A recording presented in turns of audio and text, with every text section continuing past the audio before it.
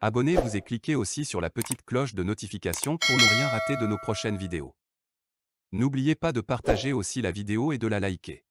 Ndekaye nyimlise gome osonyiso enyi nyanovi kewele odole meshamina obe keke yome amu dona la home ya obole yi dowe vo tendo na pame e ya me kore do pame ya oso humane le no e yo le daude ko vela tendo pame wa bo ho la kwa unwa cha a ho homa vi kole obe baja cha do la ngono kuku de be homa ndu ntole funa nyama nyane abobo yo ne elegbagbo le eglijigbonu tasi amelevi enke le jole meshamina o sele ke azon les ozon yin kodwa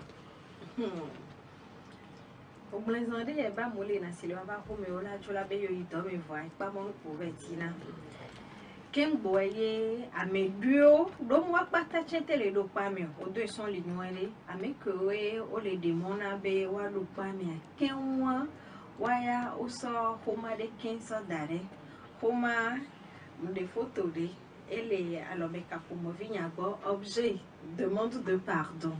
Voilà, nous connaissons bon les beaucoup bien. Il y a un c'est beaucoup quoi. Tado dinu nemle le mano de me no. Donc ay habitué church home allo. Happy day wa. Tado dinu kuku dede. Fifi obe tatua be ye vakudo bubu be yava bio kuku dode. Nyawenyi be yobe délégué alors avec le yobe habe nkole do pe yabe wawe tona yobe yone wo edo gbegbe wona bo abe yovo onene be nwa ke yo nto chan yo munya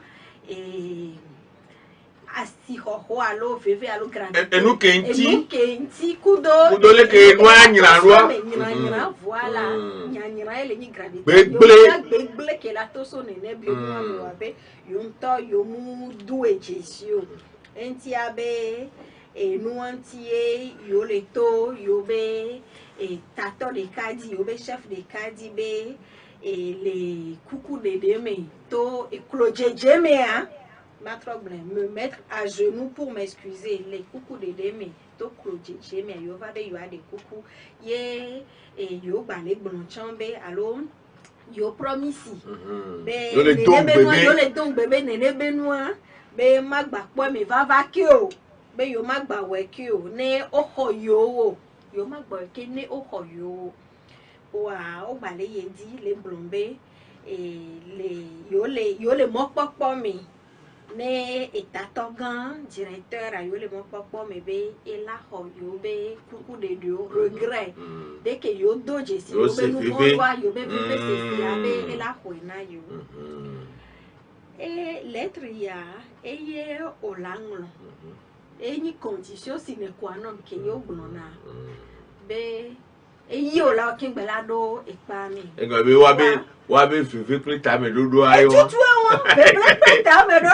na le chati o be e lo be go be pada no le be ke ta me dodo o ma no ya yo o mate ho ma wa le vive plus ta me dodo ne eye tutue donc et nous que ye o le wala fokole de kengbe yo tele do pa me on va me que be yo ya yo me le chatin lo homa o alo yo ma so homa do asi o le ti ko amonu alo agbo amonu va munyi be o le tati o le do yo ni so ale e amedo be ndo de me o le glombe ame que le do pa me ne o lombe a do me o la do a rose no e fion be we a oni edua o to e won voa ele chambale o gbale gbon be munyi be de ne se be o so ape veve pleta me dodo wa kinso ya egbon me nyi be o le ja howo ko so ivo o la gba trova awo nu me kuku apada be de ame ya nto ke be ejesi ye doji se be nu vo ade o la gba te kwedo ajua me fa mapo nene ye mia dado mia novio o le duaya le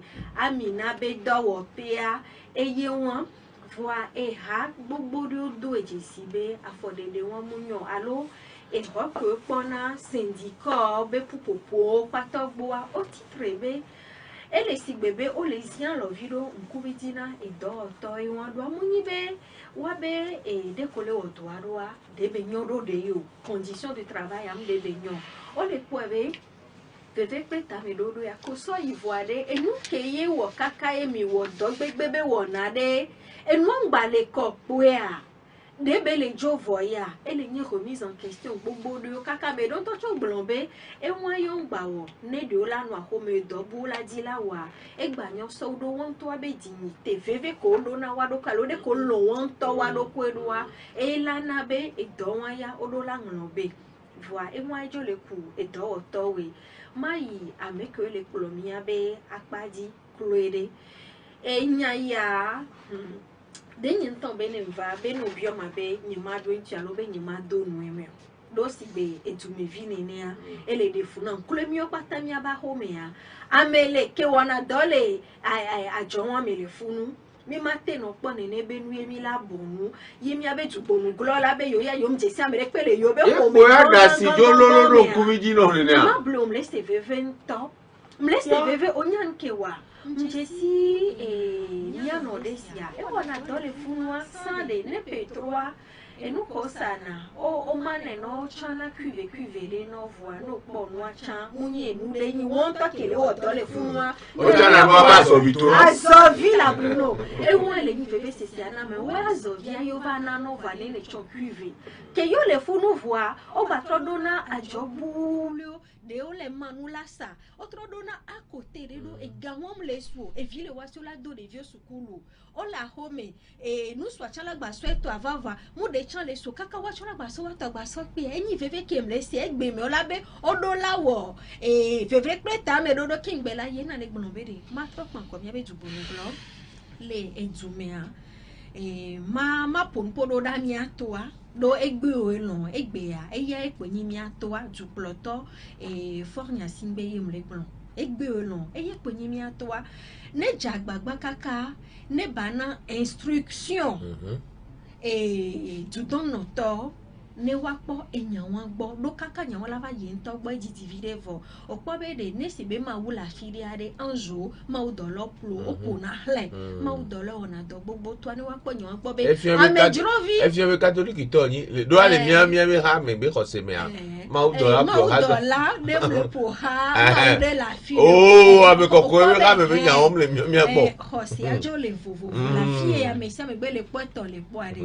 eyin veve to avua nyaba me que mi ona be e njona dinam no yeni no vam one de mama gble tron subo la ware e anjo ma u dollar le wa chan wasi ma u dollar le wasi boa mi gado mi se na me ne mi ano no ya mbayi funu boa de yembe ya jo ni parenthèse nya ve fe ke la signe be e nya be du plot to aba me que trop de on le nya do asi no kewo amede maso ebe dume kore la be va do a jo les filles zone franche me ye taxe chantetea omjate no tui sigbere ke ye ajobo le tuo salaire ke yo la tuna moa minimum de base ye pola gba no tuno va o le exploiter o blaze les 200 linde ni so benyo no otonate wa be gomere kia ngba ni wato e visiti fefe seseye boa ola no hogawan ye ola be wa gba so veve pleta me do wa bruno e wuli ola doro wa te o bobo ni la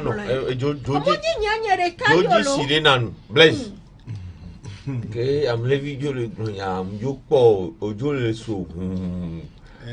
so nko o ho charo ajo ame ya ko le ke amele bi le gbonya be kulo ya nya be home tori pepe to me sha mi na po are nya ni ne obi gen wo do le me sha mi na po ne obi ni wa we to me sha mi na ji ye le place me doko be bale kaka le gboro doko be kaka kwa ngwa no be wi be ndo ya nwon so me sha mi na ti po nya le journal di wa ke be le gbonya am jo yin be do me da bi de do ni obi ni ken le no kwa de bi ya gbo janja ntonto lo wa atomi to be nya de e ba to be obo blana ndi game am nyam fini le pofuna gbale na gbe on dobo blana battles de zati de da angome yo me so blana nyu subo game obo fura chan le kwa me ya me ken gban ken gbe la ba nyu ya me nkubi ba gbani ni nji ma ide tayo o po be nji be ma observation do so mi a tutu ba mele vie nu ko fe glanti le gbon be agbanle ke a me ko te ngoro te le do ko ma be o gbon no be wa ngore o gbon no zinwaji e ga me mu yin o duro fa yo ngure yo ngure da lo me no yo so de kuku ayo gbale gbon bo se o le tu de jama ton ha kin gbele gba ni ade o atu o la pon kun me no ka we aso kutuku ne kala o ya so kutuku ve ba no ora o jara kala su go le pa me ayo enya fe kwa de o le gbon do pa me abe o la so tenue rose so no le ho tu nyon me ala don ku be le France o gbon na stigmatisation be nya ni to ba me duro la te ba no mi le mi ade ni en ko me stigmatisation to le on le ho tu nyon me a you that to after den you that to juifo ma me na mo ate se go me kaba bere ho tu nyon me le yo de yo français o vo du me a alukaka je o se Germany to chane ne a kule o do na otana wetidi le baba wo di wa so nya be juifo we yo nko na stigmatisation te wa mi be ko blona yo kwa kule abono do kwa mo la sa rose onya be no le blon ko kule mi a kola le blon wa kule ele je kudo hebe do le nu koko be kola de be ni na fafa be nu chan bo ni na nu ke ni nyonu bon me be nu nyonu be kole pe apa le sigbo le nko na stigmatisation to a nu ko lo won le sigbo le ke gbere ho tu nyon me o so wetili so kado mia juifo be a wudi abede ke wan de observation comme le dit la ole a me le vive nya me po e ma to ba nya vive to ajino o ko be ni so ke mi le gbon me sha mi na be nya re le to no kule be no mi le ko le gbon c'était amina be nya mu ni be nu ke le joni so ikaka ele ni wa be pa be tutu o be am 200 ah 2600 2600 de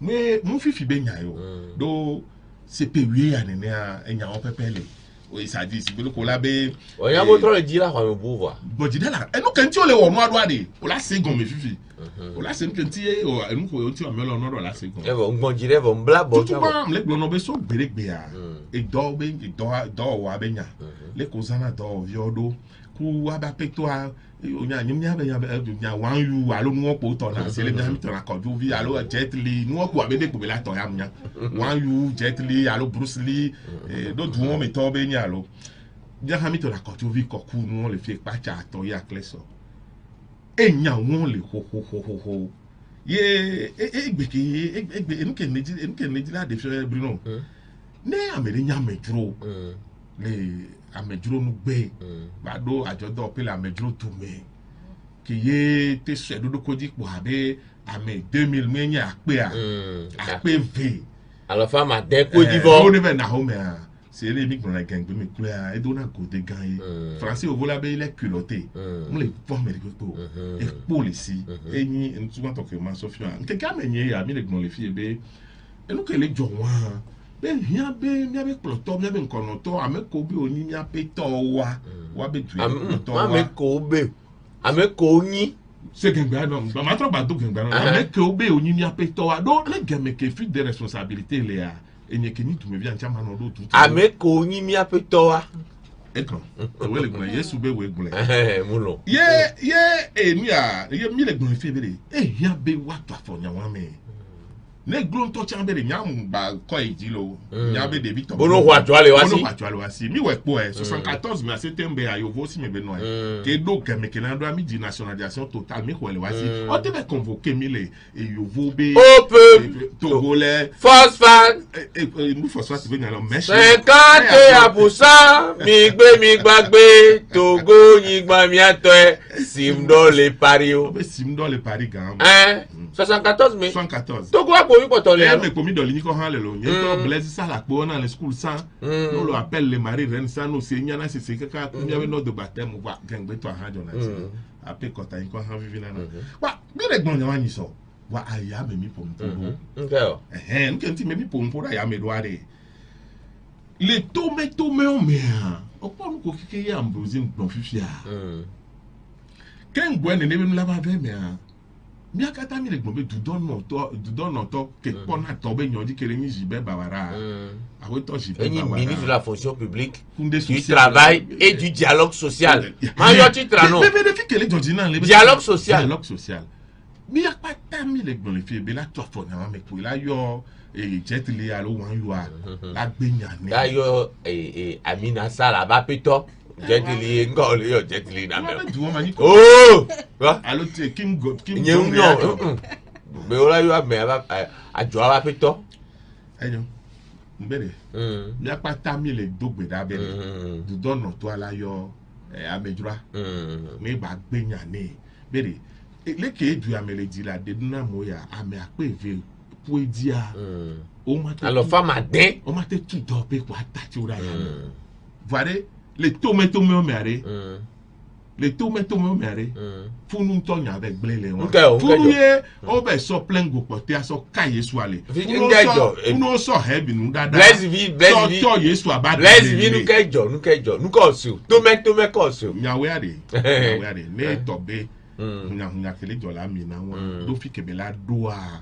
ɛdɔ nyam sebe nisɔjora wetu kemi do gbe ami keke wifɔ andre agbe va yia ame kan Gilbert Bawara eyɔ delege wifɔ ve kewe le mɛsami na be eyɔ we fi kemi le adzora gbe alo yɛ ɔmle gbɔn le 27 septembre eyɔ we ka veku fame be wa alo ka tɔmɛ wa wa kpɔ ye eyɔ ɔmle gbɔn no be ne do leke hunya wa do nyisoa edo gɛdɛ ye tɔviɔ wa mɛ kɛ wola kpankɔ inspection du travail lo ye alo la yi dudɔnɔtɔ agbɔ ko susu be yo dumeviwo eye nyi yo be dudɔnɔtɔ eye le kpɔ veve do le gbɔn dialogue social be nya ɖe wa e la wɔ nya wa na le to nɔ efunu nya bɛ gble le wa le tome me aɖe enu ke mle se aɖe bon ke délégué ko le gblɔn wa ko to le gododo wa mea medzengle dodo na me adukuli dudu nkɛjɔ banala do amina be nya veve la ɔnya ko la wa le nya dasi ale le dasi kɛkɛrɛkɛrɛ le dasi ngbana veve o mi le se mi ame nkɔ le hovi kleme o nɔ mi ame ka blaise o sɔ nya de do asi be ke délégué wivɔ ve wa ɔ nɔ be awoe nɔ gaglozu tanti akɔsi wa ele nyi chef service inspection Lomé Nord 2 ɔ nɔ be ele kpɔ wa be nya gbɔ ɔ be sɔ wo ma do dɔ be dudɔnɔtɔ Gilbert Bawara le yɔ alo. o ma wa edi sami kɔta bi kɔɛ mle to nɔ be ko yi ko dodo wa le medzɛnglɛ dodo na me. mɛkɛ bɛ do mɛgɛnglɛ na me. mɛkɛ yɔ o dudɔnɔtɔ yɔ we. ministre Bawara yɔ. e bɛ do medzɛnglɛ nɔ ye. ele ke bɛ do mɛgɛnglɛ nɔ. j'assume mes propos. ele ke bɛ do. bon ti dɛ la yata bon ti dɛ la mle to nɔ bere medzɛnglɛ dodo egbe anyi le di be manɔ kɔ si bo kɔ be gari mu n'o le dza gbɔ nya veve do vɔ bɛ le kple kugbe la la eɖi ɔna si be atsiri be nyɛ le dza de nu me nɔ ye. evɔ de nu me ne tua. eve ewudina be anɔ ɔfe bi de gari mu ma jɔ bi de. evɔ jɔm la. e mle gblɔ be de gododo wa me de medzɛnglɛ dodo kɔ bɛ bebe sese be nyɛ to so gododo wa me. nkɔ do ebi be de kɔ ifuma de. dudɔnɔtɔ ale to n'o bɛ de. Gilbert Bawara. elle a dit Gilbert Bawara yi dudɔnɔtɔ ke nɔ na ministère de l'emploi ne ko. awo ministère de la fonction publique du travail et du dialogue social. e ke nya yu fifi o. de l'emploi yo gbɛ. emploi gbalẹ a. awo ministère de la fonction publique du travail et du dialogue social. ɛyɔ le da si nene. e di bɛ de dudɔnɔtɔ ale to n'o bɛ de yo le emi a loko gbɔnɔ ma yo dukplɔtɔ yo gouvernement yo tro yo le ta so nyanti kaka be enu ke yo le kpɔ ke ŋgbɔ yo la dzra nya ya do na wa be nya fe kpele be tutu gba ke ye le ye. wa e wa dudɔnɔtɔ akpɔ be yoro la dzra nya do. nya de bravo re. enyo no de bravo anɔ yi ele gblɔ be de. yo le gouvernement va pas dire yo ane do yo le globé yo la le doroté préservation de l'emploi yo a yo ma dit me donner que la lomene tu me vieux mi afafa ba no funu enu wa no zo ade enya pele ici que yo ba fia tutu gba be wa délégué koko va wa be mi sojo na gbe kaka be zala do nu la ke e ga be ke yo 27 wa kaka la do 28 a Waouh, démission collective. Ya. Soit dans le continent. Ministre est bien so délégué au gouvernement. Elle est là. Les tournes, selon les indiscrétions. Tourne. Mais là, démission collective. Délégué du personnel, pas ta démission collective. Avec oui et nous a donc vieux au bord.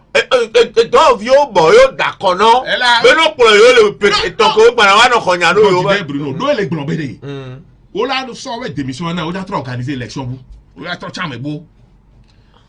Et veut quoi? Elle est bien, Zandé, elle a eu délégué syndicaux. Avec oui ni syndicat avec TP no tole. Pas mais. Do be wawe les boussia. Mais yo ma hado wa me bi won ti quoi. Mais le ko glonama do ya me boboro be dollar glue. Bo ya na wa nya be e do vio muni be sisi be ni no bo na syndicat me. Be ano do table ha me abe. Mais il dialogue social là. Et nous qui sommes Bruno là, jusqu'à ce que nous avons démenti à la Bruno, jusqu'à ce que nous avons démenti. Mais nous les grands syndicats, mais nous disons bénine dans vieux béwa nos syndicats et on entend jamais des bétobé syndicats sur des villes pas mais les que bela nos doma, mais dans vieux amu, disons bénine béwa nos syndicats. J'allais dans ville dans les syndicats mais d'autres délégués syndicats là n'cabé. Eh ben les grands wa démission bana e. Donc que les gouya.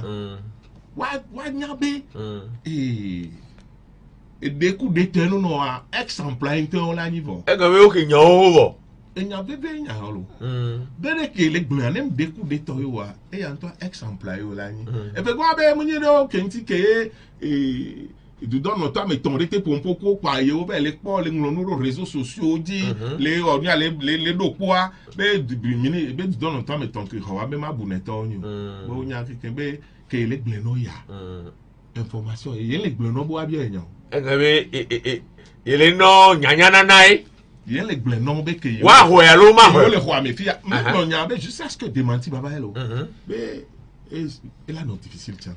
Mais que il est difficile de démentir va très difficile mais donc que il est gloya il est globé wa sey ne nya bude le kwa me ola bio to vo ne nu ke gloya o te bio va ne nya be nya o ma bio Bruno le to me o me ke a délégué le cadre va bio mais allo bio le ka wala bio mais nous kala na du donne toi te so enya le bébé wa délégué syndicat wa be wa démissionner ma ben kala non charge corps non expression délégué syndicat délégué du personnel de charge qu'elle na e ga be nu kai le na nko fifi nu ko wo yo la glo be wan to angro ho ma be yo le gbe do ma e be c'est à son appréciation ebe ye ya la po ebe nu ko wa e ki na lo mi odo e se e gabe o le globe e wa ni ma se go me do vio le bio me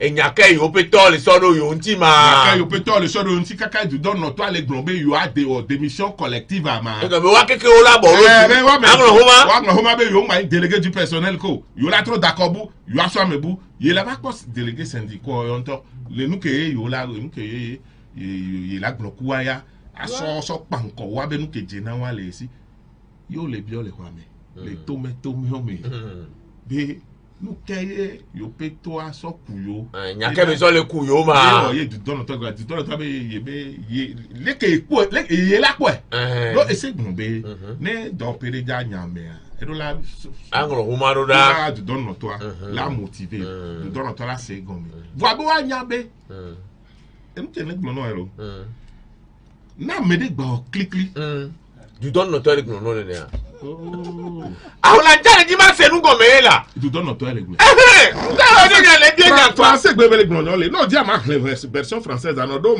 noter français gbe nko o no wa me ya o do si o no ma me ya e donc on na to me le mi ko la mi agbo selon les discrétion na me de gba wo click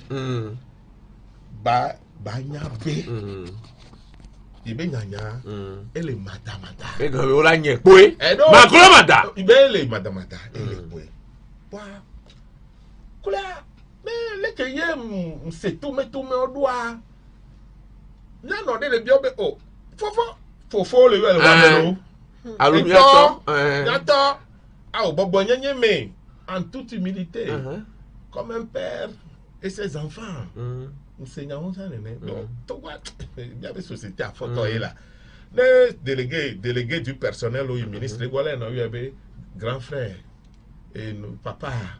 Et nous sommes des enfants et nous venons humblement. Dami a melo le wa me osi wida. Encore ma sibi. Non, avec collègue blanc, kula on en si bébé, mi a me do chami la sibi. On laisse mi ken quoi. Yo bien mais ah, ko yo toni me ale. E we de susu na yo bere. Awa leta ko mo nto ya sa be yo de kwa. Eh. You don't know to aba pa yo de susu no le be. Iwo leta de mi aso le aja poji ne. Mi apeto a be o so de kuku ne. Kwa ne yo ajira nyaro. Ah, nyonu. Ne to be nyawan ya pa re. Na me de gbe zo klikli kwa. Enu ke di aya e lawo ibe responsabilité. Voilà bo la ele nyanya me mo jo la nye. Wa nembe de me na me de wa. Ba yo le kojo me. You don't know to abi wa yo le kojo me. Nu kem se le to me. If you don't know to e hu ajoa. Eye hu ajoa. Ye be ya le ne togo vi o keke a chon togo vi ke gbele o to kwaji. E wa ne nyare joro ti ele na na FM vi so you don't know to agbo.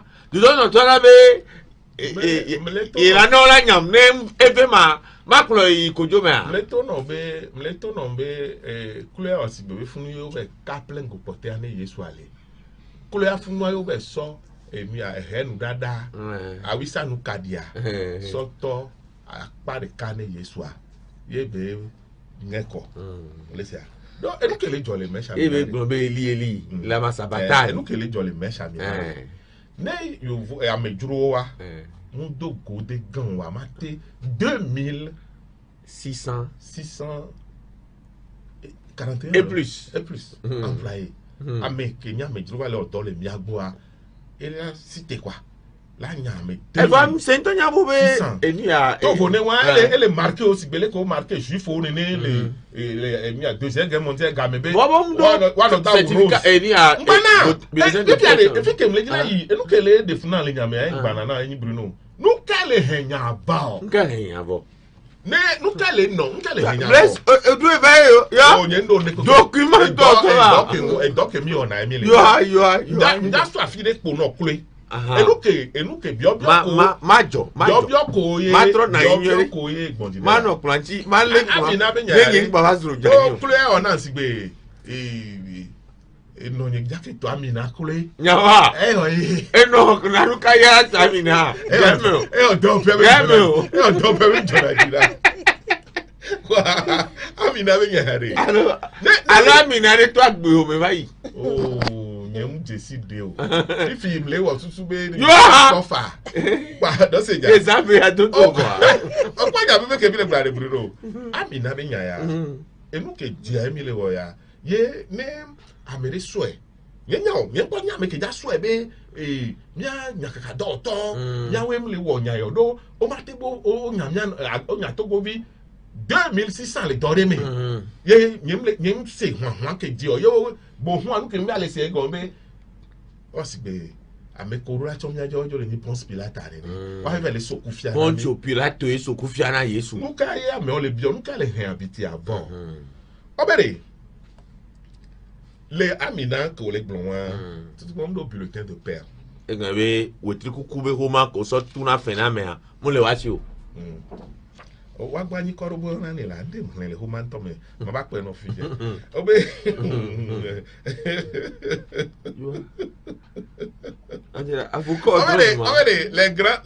la grande majorité des travailleurs de Amina Togo Sall sont rémunérés à la tâche ou aux pièces et gombe on croit mo à plein temps et donc on va voir e be fe o tu na allo mais chané ne ko o te bla be font là tout non on laisse. Ce mode de rémunération est une exception. Le salaire autant étant la règle. Et il y a et nous qui le bien on a salaire na mo. Abela nyabe tous les banyabe wetri ku kwa e do la du gaya. Do e gabe otedu bio wetri yame.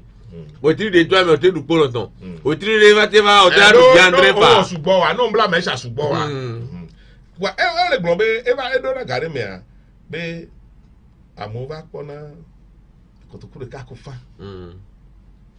lenkekere ka me bwana obiro simigidia simiga ele no e gaware e gakol bon kotokure ka ko fa obiro e gapopore ka ya les 166 francs no la bina no le blanc mais ka gapopore ka la bien de ka ku bien we ade mi a bien we plus bien we bien we bien de ka bien we flane le di la bien de ka bien we flane no le blanc o le odola mi na kaka wa le bon be no le pole keye o le togwa 202 francs bien ve amo ma bien fa bien ve flan ve bien flan ve amo la bien fa alom dadia m'le plan no be obe bulletin de paix o le se combien amina on na bulletin de paix m'le dit bana ma ko ma le ko ma di la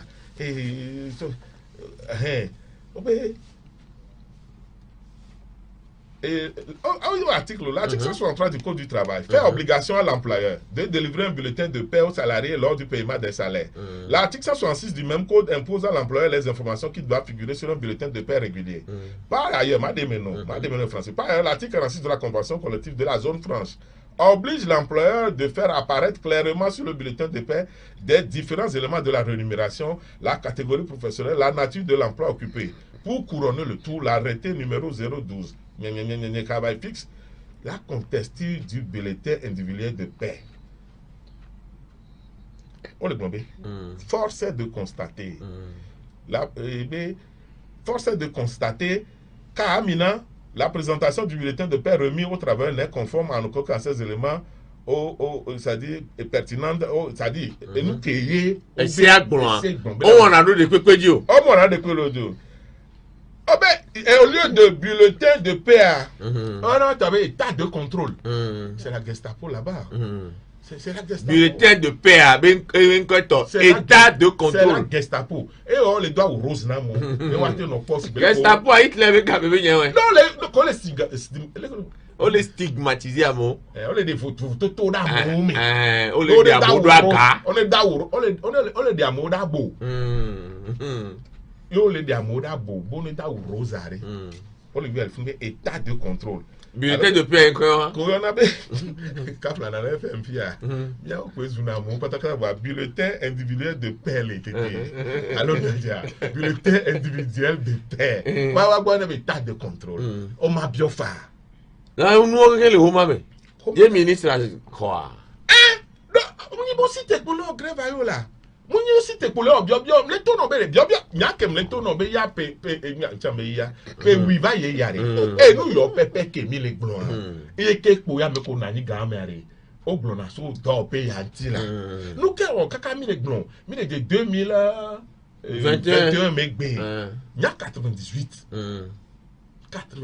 le reporter des temps nouveaux ni ba nya numéro ke yo ni ngolom so aminanti Egbe 1998 Egbe 2021 mais amo balé wo biobio ko mi o le wo so kan wa me do pe ke be yin no o le se gomia fifia Amina Sall nka wo yo wado epo ne ne o nka wa mejuro do po ne ne o nka wo ye kenya be do to aba lo ya wa enyo ya so kwati amelebi o tan pon vire pa mi aju le yan waji lo bi eyan ko nya o ke ngbe de yan da bi obi no ve play Doliprane lo paracetamol de banam wa prevana wa tale onglo bebe e gaye plene keye o le wo Amina ba mo ni ni are nu ke wo ja so play Doliprane lo paracetamol Amina le odole onye mu gbe ode mle don ko eji no be nde pe Amina chan le odole e gaye wona est-ce que obi on chat démission collective e gaye tune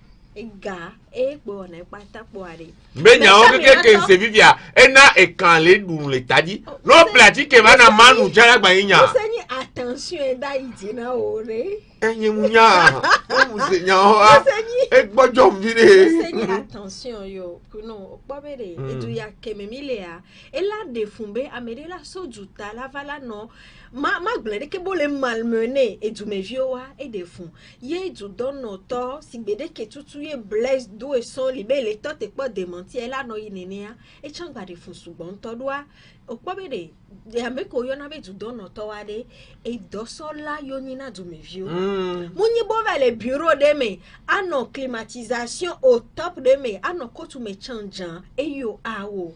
Donc, aflan. Et pauvres contribuables, obe gapo so le plewabe huano. Obe va nyan semena de obe que tu donnes toi va te dit obobo alelo. Obe be pa quand même yeso obe dans l'Assemblée nationale. Ejo lo agbo. Ejo lo agbo. No le mo be te dit ejo lo agbo. No e do gane me ko bio ba le ye be de ye ndo game o. Do ya no ye ja so e da fon e brada gbe wan. Il y avait l'Assemblée nationale. Il y avait l'Assemblée nationale. Voilà, il avait l'Assemblée nationale, il a tout de bureau. Là, comment déposer la démission collective? On va déposer démission. On l'a déposé. On m'a déposé démission collective les nyawameo. Au quoi bede et nous le ministre a ses responsabilités. Ses responsabilités. Au quoi be ameo fifia wabe droit du travail ya. Au munyo voyanya ke bale enyibe no ba ve nya test won chande o ba haboa avant no e se nya be nya gblon wa.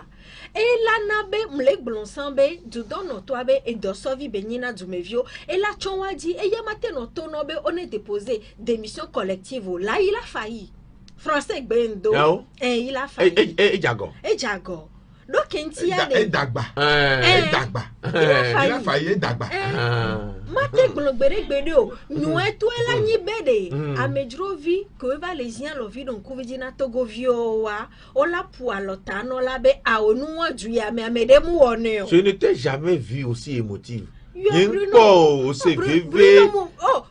suis très émotive. Je sais pas que tu étais une personne à fleur de peau. C'est pas une réaction à fleur de peau ça. Je suis très sensible. Agbafla ni ne na. Omufla. Omufla nya oto na onyanu ke wo e mufla de ke le wa be nya me a. Ne ngban na fia de ke ye npo no su na gbo le pamonu do. Gado me o wa ni so ke nu ale jo po na po Victor ko so na nu ibo donado eklo. Kudo fiu ale no do ase. Mi na be wa do tari pe be suro mu le wa me o ma. Ela na nye. Wale ko be tori pe le ame o me wa. Ntono ba janvier ala no funu bureau de ya kokoko la na epo ade ala be ye soro de pe mle funu a. Ela na nkekeke de ke npo no do na be. If you no so do da ba tro e po soro ale ko la wero. Awode ola no gblon be mu ni yo nto yo soro atututu po yo le o de be le ni wa hun lo wa be do vide unta no ko se be yo soro yo le tu mo na ni o de alo la be chéri do di la zande ya ola pota na nyo pola wa tro no ido amela. Voi chéri won ko le gblon e divino mi la hia me soja de nene duobele kaka bele no amina be e pamonu la doa boga la be amo do vion gbave odo e nom le gblonbe mi abe di dudua ne glogo doa mi anoa mi abe tu dono to tutu gban ne wo siasia enya wa régler ne okpa ben keke o me o le de si oto ne senyola de tobe désormais dorénavant les Togo bani bandi ne a jode va be les zones France mais a deke la de azon ya ne wa wezere kado nyawe nyi be le wachan wo ba home ya si o be no toke na we o si o ya mbe nyawe nyi be le wa pata wa ba home ya amele wo dole amina le funu tamyo ko ba do no poro gbese agbebe yo adunu wa e no le bonu le ko fiare ni so wa o be ju do no to agun be ga me mu le si o be e do bobo ide Assemblée nationale. Mais Joe le wa gbo la kwere gba tro le se. Les nko la no si nya lo ji be enya ke ma kun awe la gun. Ga me mu le si oju. Gamemu le si ojo de Assemblée nationale. Ba na be Assemblée nationale ndo wa to le Assemblée nationale en keke vi yo. Otro asi le CDO nti. Okwa asi ke nti otro mi jojo Assemblée nationale. Mi pro di dono to adoare. E mi Assemblée nationale. No Gamemu la signo.